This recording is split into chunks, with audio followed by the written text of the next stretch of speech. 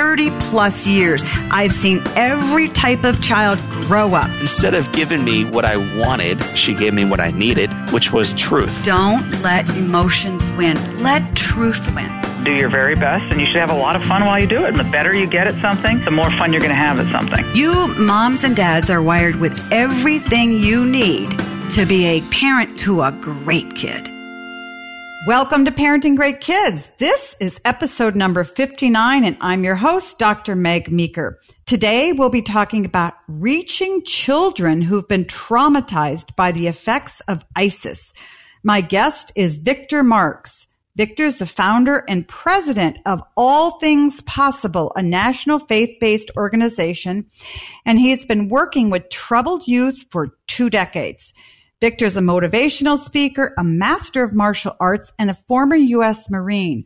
Because of his own troubled youth, he has a heart to help kids everywhere. Victor Marx and ATP Ministries have partnered with teams on the ground in the Middle East to provide support for women and children who've just been freed from ISIS. Victor has successfully completed many high-risk missions and is organizing more. You'll hear about these high-risk missions as Victor shares his powerful and life-changing ministry. As always, I'll share my points to ponder for you to start using right away. And parents, as a reminder, don't just download the episodes, click subscribe, because when you do that, you're joining my parenting revolution, and every new episode will automatically show up in your subscribe list. You won't regret it. And we'd love for you to write us a review on iTunes and let me know what you think. Also, not only are we on iTunes, but the Parenting Great Kids podcast is also available in the Google Play Store and on Stitcher. So no matter where you get your podcast, subscribe today and don't miss a single episode. So parents, thanks for listening. This is episode number 59. Stay with us. Points to ponder. 1. Think outside of your own world. I know it's really hard to do because as parents, we get so focused on what we're doing, what our kids are doing, running our kids here and running them there and on our own work lives. But do your best to take time to see the troubled world around you. And if you can, get involved in charitable organizations that reach out to troubled youth. You know, friends, I talk a lot about the importance of a father in a child's life, and there's so many kids who don't have dads who just need to touch base with a mentor. Even once or twice a month can make a huge difference in a child's life. So take some time to be a positive mentor to hurting kids in your community. Maybe a child needs tutoring in school or someone to take them bowling on Saturday mornings. Whatever it is, reach out and look and see if there are kids in your community who need a little time with an adult. Victor Marx has given us a great example to follow. He is a man who suffered so much pain as a childhood in the foster care system. And yet, rather than stay angry about the hardships he went through, he chose to do something positive about it and make an impact on our youth today. 2, be thankful for your kids. I know that many of us say we love our kids, we're thankful, but when is the last time you actually sat down and looked at your kids and thought, I am so grateful that I have you in my life?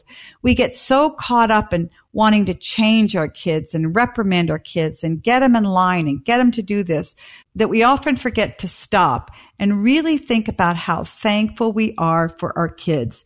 Tell God that you are grateful that you have your kids in your life, no matter how much difficulty you're going through or they're going through, or even if there's a lot of angst between the two of you.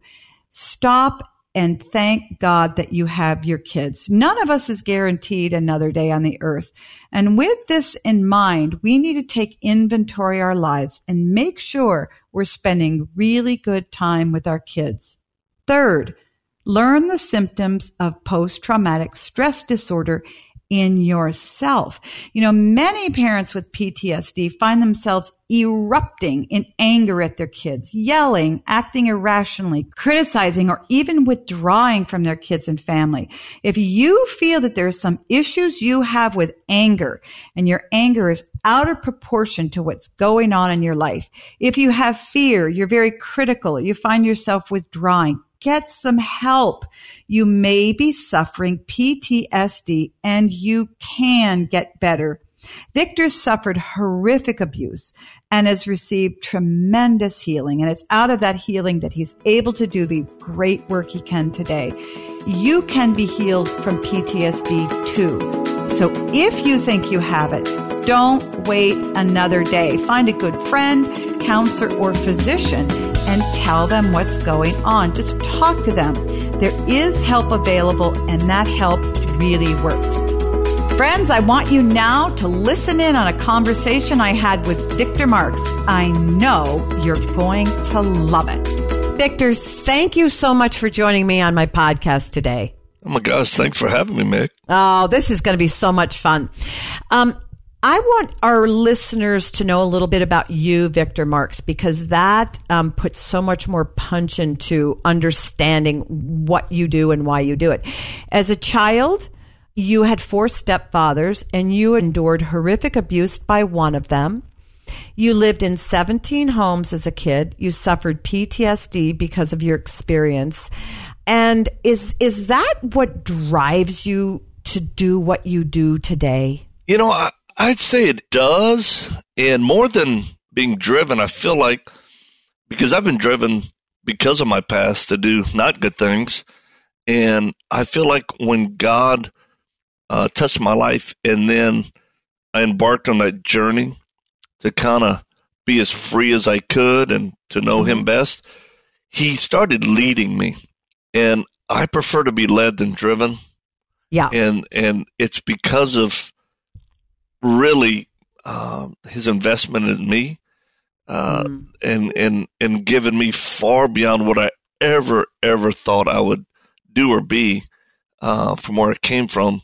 It's just a very natural response, I think, to want to help people, and especially children, but men in places that they want more freedom.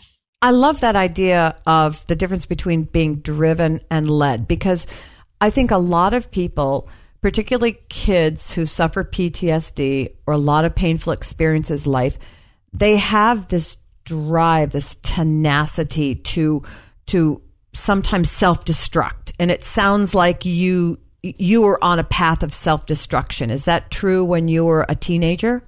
Absolutely true statement. And you know what I've found is in dealing with some of the top people in the business world, the athletic world, the military or martial arts, whether mentoring or working with folks as colleagues, you either get people that come, and I'm talking about the 1%ers, right? The outliers, you either get people that come from very good homes, right? Where their parents, they poured into them, encouraged them, whatever they want to do, they'd be successful at. Or, backgrounds like me, where it was instability, insecurity, abuse, craziness. And that's what drives people. So one thing I always ask guys who make it, I go, so you've made it, but can you enjoy your life? Do you actually enjoy your life? And that's when things get really real. Wow. You do a lot of work with women and children who've experienced abuse and rejection, and men as well. And we'll talk about that in a second. But before we go on, I want our listeners to hear about your biologic father. Now, I will admit, Victor, when I was reading about you and following a lot of the great work that you do, and I heard that you'd been with 4 stepfathers, abused by one, and then you met your biologic father and reconciled with him and made him best man in your wedding. I was like, are you kidding me? How did that happen? Well, it can only be God. Truly, because I was angry at you reading about that, going, no. It's God's still in the business of doing miracles in lives, and he did that in mine, and then in my dad's. So, yeah, my biological dad didn't claim me as his kid.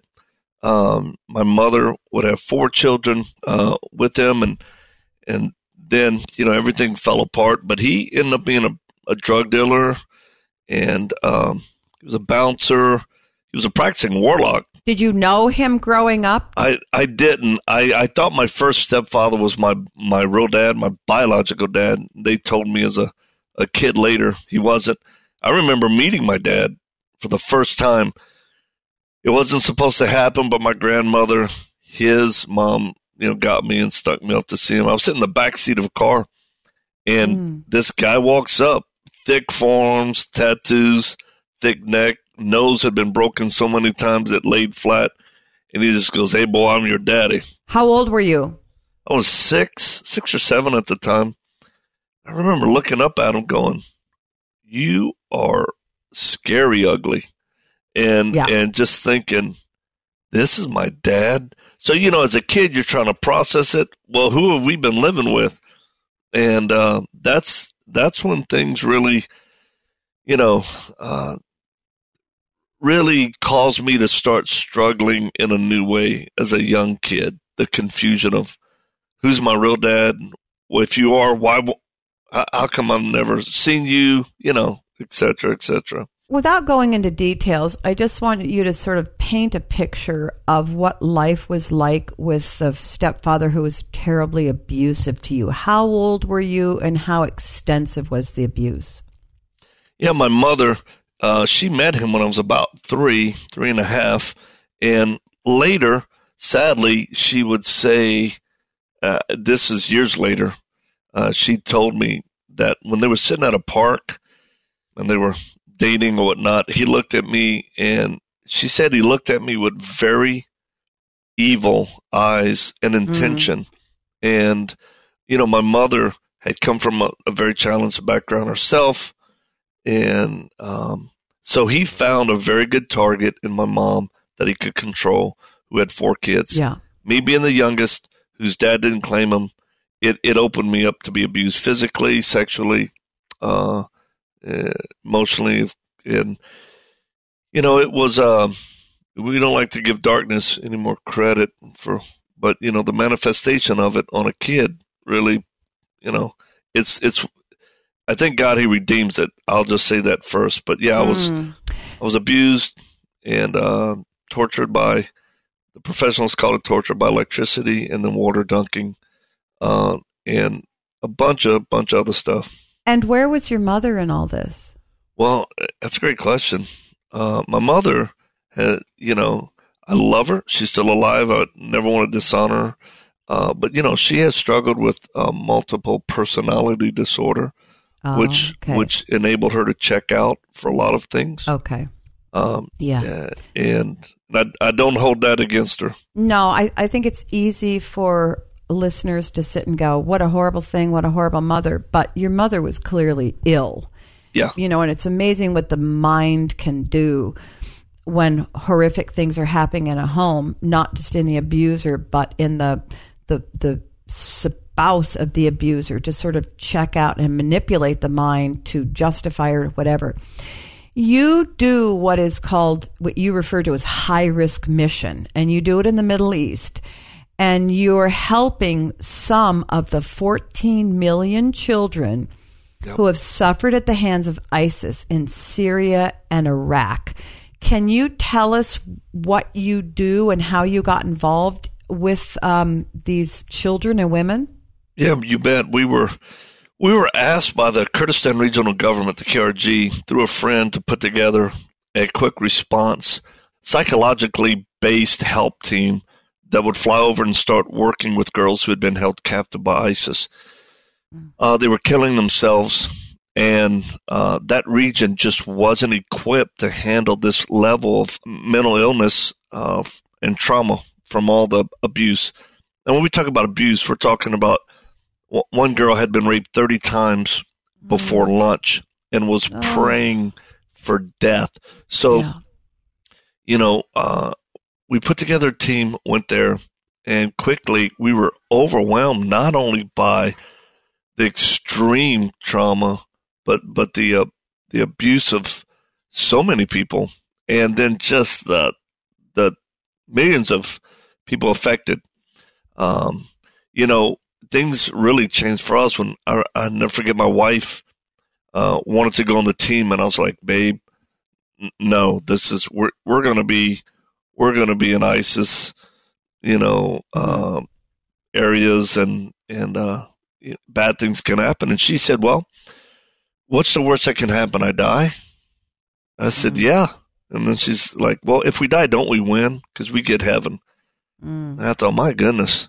So, and I did ask her. But I'm left here without you. Right. Yeah. Well, it probably would have been a team effort there. But she just said, I want to go to hug girls because you can't hug women. And she did. And we'll never forget, there's actually a video of her holding a gal.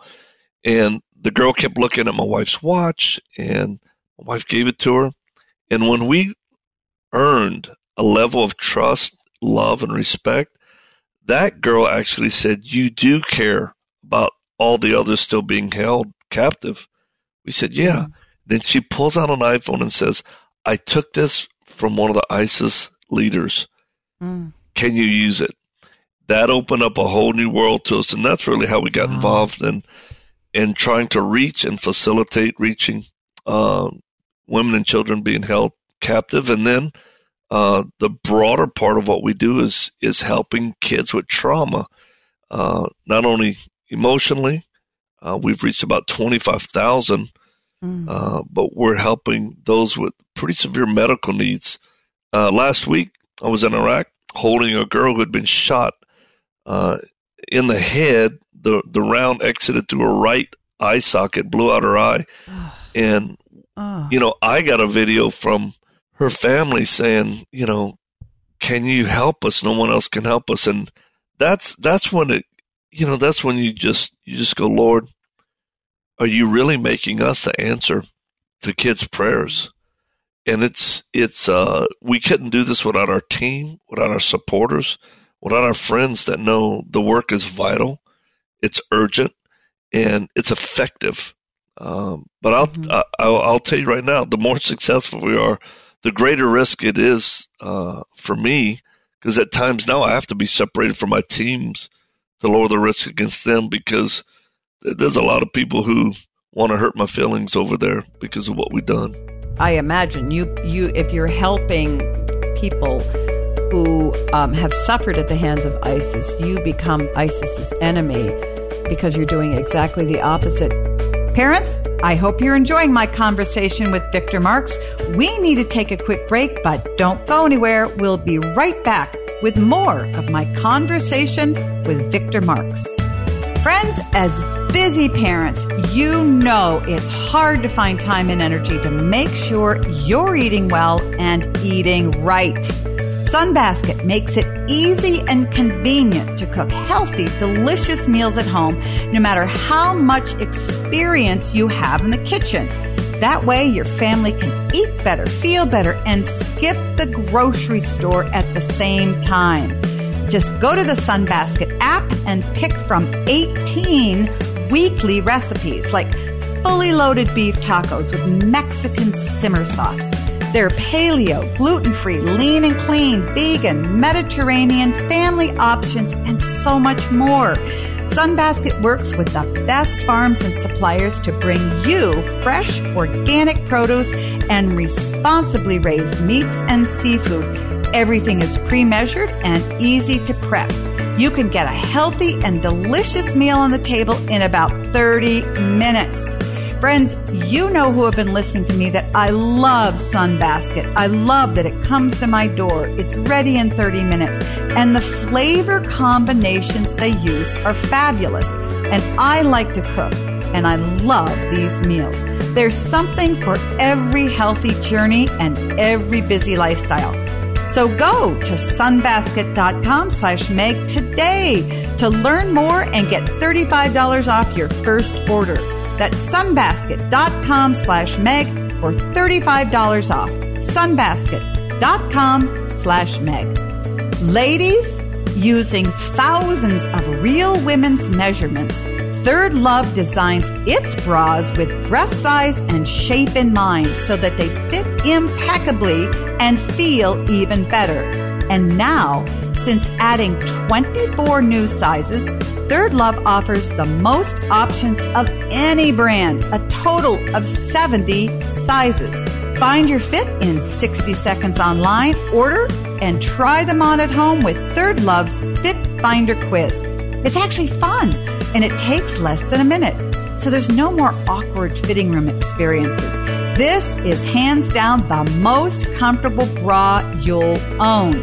From premium ultra soft smoothing fabrics to expert design features like straps that don't slip or dig in, the details make the difference. The labels are even tagless, so they're not itchy. And because Third Love guarantees a perfect fit, returns and exchanges are free and easy. I love Third Love bras because they fit really well and you don't even know you're wearing a bra.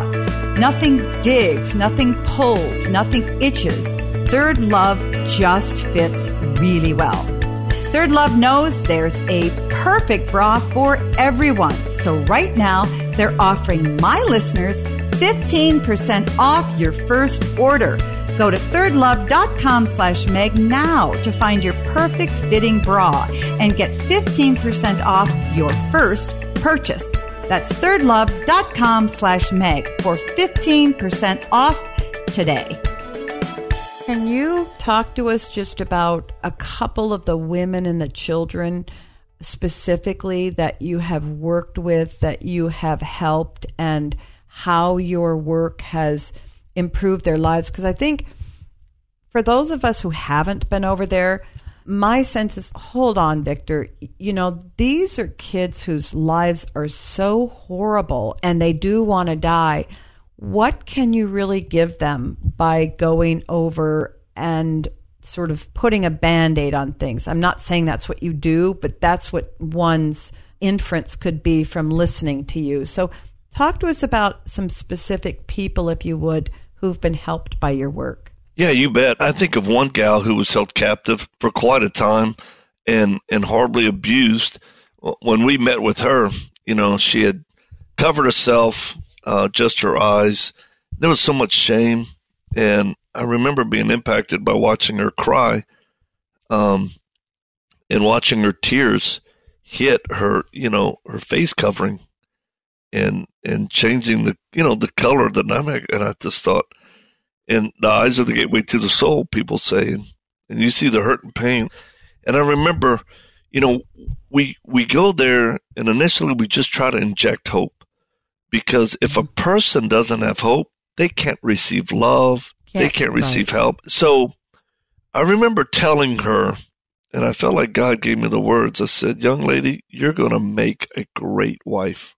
And that's the last thing she was thinking of, you know, because of the shame, especially in that culture, and the abuse. And well, and she probably thought of a husband is not a good thing. Well, and yes, plus she was thinking no one would have me, because she said it. Oh. No one will have me. What I've been through, I'm ruined. No one will have me. And I just kept telling her, oh, no, I bet you're going to, I can see you're going to be a great wife. Do you know, about a little over a year later, I was sent a private email.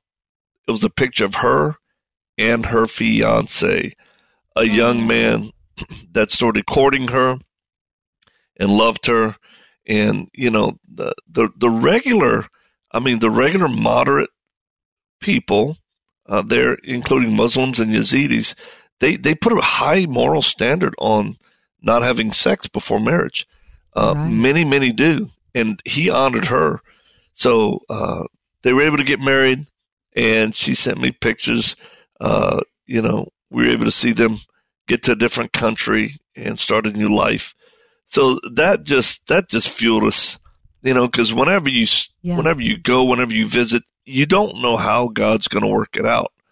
Another case was, this is incredible, a girl that was being currently held at the time by ISIS in Mosul, one of my team guys was in a tent with their family in a camp, and she called her brother right then.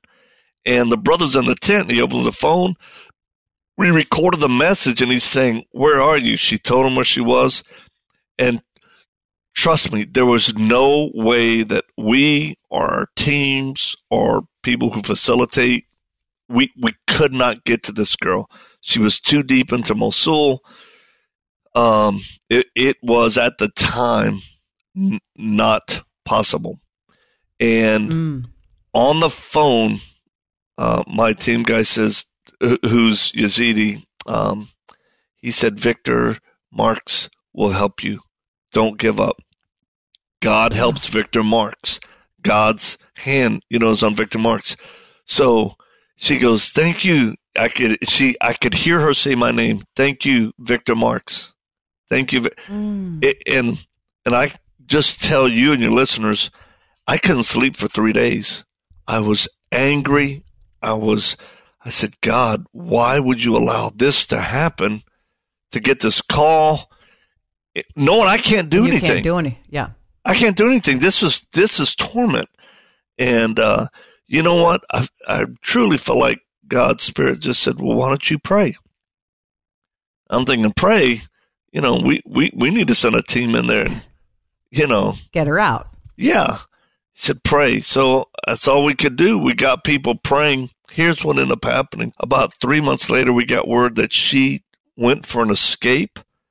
She was fleeing at night. She got out of the lockdown place she was. She's running, and another man just a couple of blocks away grabs her, covers her mouth, drags her into his home, shuts and locks the door, and he looks at her. He has a family in his home. He says, "We know where you were. We know ISIS had you. We will keep you safe until we're all free." And they kept her safe only 2 blocks away from where she was being held captive by so many evil ISIS guys.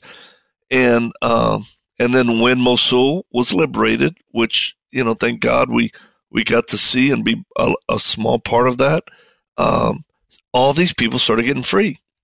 So that's what I think about, with kinetically touching someone and then prayerfully making a difference. And then just about a week ago, and we have actually short films, like 60-second videos where we interviewed this one boy he and his sister were in Mosul, and a mortar hit right next to them. They were at a well getting water. ISIS had taken over their city. She's killed instantly. And then later, his home was hit, and his dad and sister were killed. And he's severely traumatized. Trouble sleeping, nightmares. When he would see girls, he would start to cry that were about the age of his sister. All the effects of PTSD, but they don't know what it is. They don't know what trauma is. So our team went in there and tried some new advanced trauma relief technology called brain state technology, where it actually resets the brain in a very short time. They did 3 treatments a day for 3 days. That kid's testimony of how he feels, he was smiling. He said he didn't have the bad dreams anymore. And he says, "I feel peace and calm." So this equipment we're bringing in, we're the first people to bring it into the Middle East, period, much less Iraq. We are going to set up teams to start doing this trauma therapy, specialized in different camps, to reach tens of thousands of children. That's where I would love to bring you and let you see this happening. It bless you so much. How many people do you have on your teams, Victor, that you send out? Well, we'll keep the numbers private just for security reasons. Yeah. But it varies depending on need and mission. Me and my family have a residence in Iraq, and then there are times where, I've had to go and do something in country and get out in 72 hours. Really? With very small teams. Yeah, with very small teams. So reaching Islamic leaders who are thought influencers, because that's the only way we can help change. The gospel makes the change. But I remember somebody asked me, in America, so how many of them Muslims have you converted? I said, well, I hadn't converted anybody. I said, I think the Lord's touching people. But he's like, well, what do you do if you can't preach the gospel? I says, I'm relegated to living it. You got to live it. Yes. Do you find in Syria and Iraq many leaders who will help you? Because ISIS is so intimidating and frightening to so many. That's how they operate. But do you find that there are leaders who will come alongside you and say, we will help the refugees, we will help those who've been wounded by ISIS? Well, I think there are a lot of great people in the region, leaders, indigenous, and all that actually want to help, but they don't have the resources. So that's what we bring to the table in people, resources, and even finances, because everybody's tapped out there. Next month, I'm supposed to meet with the Prime Minister of Iraq and the head of the parliament, which I was told they would like me to address the parliament of Iraq. Now, whether that happens or not, I don't know, but we've spent, we're going on 4 years of working there intently. And, when you put your life on the line for what you believe and what you want to do, and you're standing side by side with people facing ISIS, they tend to respect your faith. And, even like a general in the Iraqi army gave me a birthday party. Oh, wow. Yeah, a big surprise birthday party. And he gave me a cross on a necklace for my wedding gift, my birthday gift. And my wife was right next to me. And he just said, you know what? You guys and other people, Christians, have shown us what true Christianity is and who Jesus Christ really is. And that, I thought, wow, when you enter into people's suffering, that makes a difference. It does. So, yeah, that's kind of the temperature over there right now. And ISIS is still active. They're quiet, but then they'll do hits. Someone was just assassinated, actually very close to us, in proximity when I was there last week before I came out. And when you work with the women and the children, and there's some boys in there as well, are you working primarily in refugee camps or refugee areas? We've done both. We've worked and helped people, literally right where they live in, when they were just liberated from ISIS. We've worked with people in camps, IDP camps, which are internally displaced people. We've worked with Syrians in refugee camps. And then we've had teams give out our lion and lambs, which are really it's our phase 1 for children. These are stuffed little animals, lion or lamb, and they have music that is specific to lowering the anxiety and panic in children. And it's in their cultural music, and then in their language we have prayers. So we have seen ISIS family members line up to get these. Wow. Which is it blows your mind. But, we've found what works. And we've got a lane that we're running in. And, we even had leadership say, come, we've taught healthcare, personnel there. We've trained the people that are there 24/7. So it's been in every different position. But, yeah, we see clearly a lane that we're running in that's effective right now. Wow. Well, if anybody is listening and would like to help you, how can they help you, and where can we send them? Send them to Iraq. No, that's yeah, right. I was thinking of a website. Yeah, let's start with a website. Yeah. Victor Marx with an X.com, or our other one is reachchildren.com. and they can see needs and opportunities. And, prayer really does matter. Prayer's first, financial resources are second. We're getting ready to ship soon $500,000 worth of medical supplies into areas that absolutely need it. And so, it's pretty exciting that God has given us the opportunity and the need, and He's helping us with people praying and supporting us doing this work. You're Christ with feet on over there, and that's our great commission. Victor, this has just been amazing. I thank you so much for your great work, and I would love to have you back and talk about PTSD in people in America. If you would be willing to do that. I'd be honored.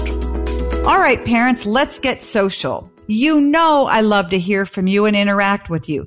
You can connect with me on Facebook, Twitter, and Instagram at Meg Meeker MD. Or if you have a question, send it to askmeg at megmeekermd.com. Today I have a question from Shelley. She writes, my grandson is 2 months old and my husband and I babysit a lot. He seems to cry, he tears up and everything. If we aren't walking him all the time, he loses it. His mother breastfeeds on demand, so we feed him breast milk whenever he roots, like 2.5 ounces every hour and a half. Does he sound colicky or just fussy? Well, Shelley, that's a great question. And I get questions about 2-month-old babies who are really, really fussy all the time. It doesn't sound like your grandson is colicky. It sounds like he's just fussy. Colic begins closer to 3 months and occurs when babies are happy until a certain time of the day, usually early or late evening. And at that time, they become inconsolable. The hallmark of colic is that it occurs about the same time every day. And other than that fussy time, kids are usually pretty happy. Here's what I think is going on with your grandson. Your daughter's feeding her baby too often. He should eat about every 4 hours, and here's why. In order for a baby to feel content, he needs to experience feeling full. That means he needs time for his tummy to empty, and this takes several hours. Then he needs to feel hunger. When he really feels hunger, he'll drink more and he'll fill up and he'll become satisfied. And once he fills up and he's satisfied, he'll sleep better. Eating patterns and sleeping patterns are closely related. So if you can regulate a child's feeding patterns, you're more likely to see him sleeping on a regular basis. When babies graze and just feed every couple hours, they don't usually sleep very well. And often this makes them very fussy. So kids who feed real frequently, take small feedings at a time, don't sleep very well, get very tired, and it can be really tough for them and for parents. Feeding kids on demand has really kind of gone out of favor with many pediatricians because we've learned that healthy eating patterns are tied to good sleep patterns in babies. So encourage your daughter or daughter-in-law to spread out his feedings and he'll be a happier camper. Parents, I love answering your questions. Keep sending them to me. You can email me any parenting question to askmeg at megmeekermd.com. Again, that's askmeg at megmeekermd.com. I want to thank my guest, Victor Marx. Please check out his work at victormarx.com. That's Marx with an X. So let's recap my points to ponder. 1, think outside of your own world. 2, be thankful for your kids. And 3, learn the symptoms of PTSD. So parents, until next time, remember, great kids are raised, not born. Hey, this is Bobby, producer of Meg Meeker's Parenting Great Kids podcast. We hope you've enjoyed listening to episode 59, High Risk Missions. And thanks to you, Dr. Meg's Parenting Revolution has grown to over 2 million downloads. You can like Dr. Meeker on Facebook and follow her on Twitter and Instagram at Meg Meeker MD. As a reminder, go to megmeekermd.com and sign up for her newsletter for giveaway opportunities and updates. And don't forget to share the podcast, write us a review, and click subscribe so you won't miss an episode.